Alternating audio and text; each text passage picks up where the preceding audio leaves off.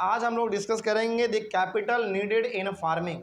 यानी कि भाई आप फार्मिंग करेंगे, खेती बाड़ी आप करेंगे तो ऑब्वियस सी बात है आपको पैसा चाहिए। यहाँ पे कैपिटल का मतलब क्या है? पैसा, मनी। ठीक है, तो जैसे आपको क्रॉप खरीदना पड़ेगा, यानी कि आपको सीड्स खरीदने पड़ेंगे, फर्टिलाइज़र, केमिकल, है ना, पेस्टिसाइड्स। और आप ट्रैक्टर का इस्तेमाल करेंगे तो ट्रैक्टर वाले को पैसा भी देना पड़ेगा, रेंट देना पड़ेगा।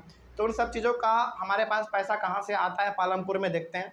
देखिए लिखा हुआ है, most small farmers have to borrow money, यानी कि loan, from large farmers, village money lenders और the traders who supply various inputs for cultivation. यानी कि पालमपुर में अधिकतर जो छोटे मोटे किसान हैं वो लोग क्या कर लेते हैं, बेसिकली दूसरे से पैसे लोन पे ले लेते हैं, है ना। और वो पैसे किससे लोन से लेते हैं? किससे लेंगे लोन पे? लार्ज फार्मर से, यानी कि जो कि बहुत बड़े बड़े किसान हैं जिनके पास पैसा बहुत ज़्यादा है, उनके पास जाते हैं, कहते हैं कि भैया हमको 5,000 रुपया लोन दे दो, 10,000 रुपया लोन दे दो, जब हमारा फसल तैयार हो जाएगा बेच देंगे उसको मार्केट में तो हम आपका पैसा चुकता कर देंगे। या फिर विलेज मनी लेंडर, और गांव में ना कुछ ऐसे इंसान भी होते हैं जो कि बहुत पैसे वाले होते हैं और वो आदमी को पैसा जो है ना इंटरेस्ट के हिसाब से देता है। मतलब कि भैया हम आपको इतना पैसा दे रहे हैं तो सूद समेत आपसे पैसा लेंगे, है ना। तो वो ऐसे लोग भी होते हैं। और the traders who supply various inputs for cultivation, और कई बार तो ऐसा होता है कि जो आदमी उसको सामान दे रहा है, जैसे जो उसको बीज दे रहा है, जो उसको खाद दे रहा है, जो उसको पेस्टिसाइड, केमिकल ये सब दे रहा है, कभी कभी वही सामान क्या कर देता है? उधारी दे देता है, उधार में, कि भैया ठीक है आप लेके सामान जाओ, बाद में आपका फसल तैयार हो जाएगा तो आके पैसा हमको वापस दे देना। गाँव में आज ही उधारी वाला सिस्टम बहुत चलता है ना। जैसे मान लीजिए क्या होता है ना कि गाँव में तो हर आदमी एक दूसरे को पहचानता है, उसको मालूम है कि आदमी पैसा लेके भागेगा नहीं, भागेगा तो कहाँ लेके भागेगा? घर परिवार थोड़ी ना उठ के लेके भाग जाएगा, जमीन तो उसका यहीं पे रहेगा, है ना, घर तो यहीं पे रहेगा। तो आदमी बेसिकली दुकानदार लोग भी ना ऐसे उसको उधारी में दे देते हैं कि हाँ ठीक है पैसा लेके जाइए, जब आपके पास हो जाएगा तो आप हमको ला के दे दीजिएगा, है ना। तो ये लोग जो बेसिकली है मांग चांग के अपना लोन लेके छोटे मोटे किसान अपना काम चला लेते हैं। ठीक है, लेकिन इसमें एक बात बहुत ध्यान में रखने वाली बात यह है कि the rate of interest on such loans is very high. लेकिन रेट ऑफ इंटरेस्ट जो है ना बहुत ज़्यादा हाई होता है। जैसे मान लीजिए कि हम एक छोटे किसान हैं पालमपुर के, हमारे पास पैसा नहीं है खेती करने के लिए, हम क्या करेंगे? एक बड़े किसान के पास जाएंगे, बोलेंगे कि भैया हमको 10,000 रुपया दे दो लोन के तौर पे, हम आपको बाद में वो चुकता पैसा कर देंगे। लेकिन वो हमको कहेगा कि देखो हम तुमको दे तो रहे हैं 10,000 रुपया, लेकिन जब तुम हमको लौटाओगे ना तो तुम हमको 15,000 रुपया लौटाओगे। 5,000 रुपया क्यों बढ़ गया? क्योंकि हमको इंटरेस्ट भी देना पड़ेगा, है ना। अब भाई पैसा उनका है तो उनको जो बोलते हैं हमको करना पड़ेगा, है कि नहीं।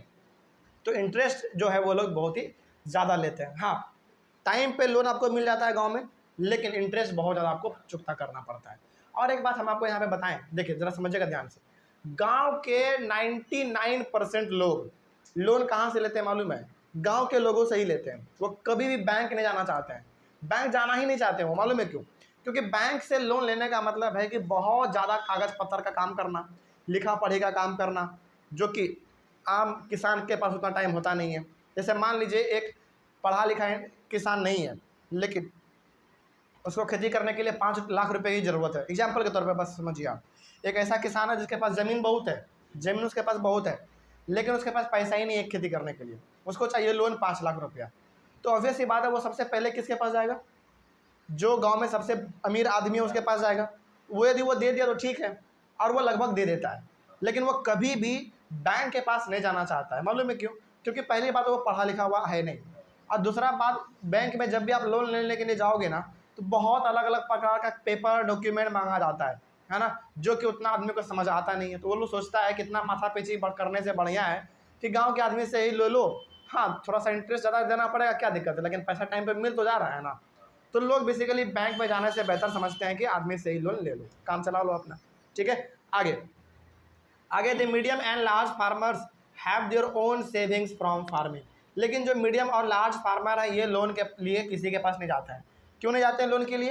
क्योंकि भाई इनके पास खुद का अपना सेविंग होता है, इनके पास खुद का अपना बहुत ज़मीन होता है, और बहुत ज़मीन का मतलब है बहुत ज़्यादा प्रॉफिट, है ना। इनके पास पैसा बहुत ज़्यादा होता है, इसीलिए ये लोन लेने के लिए किसी के पास नहीं जाते हैं।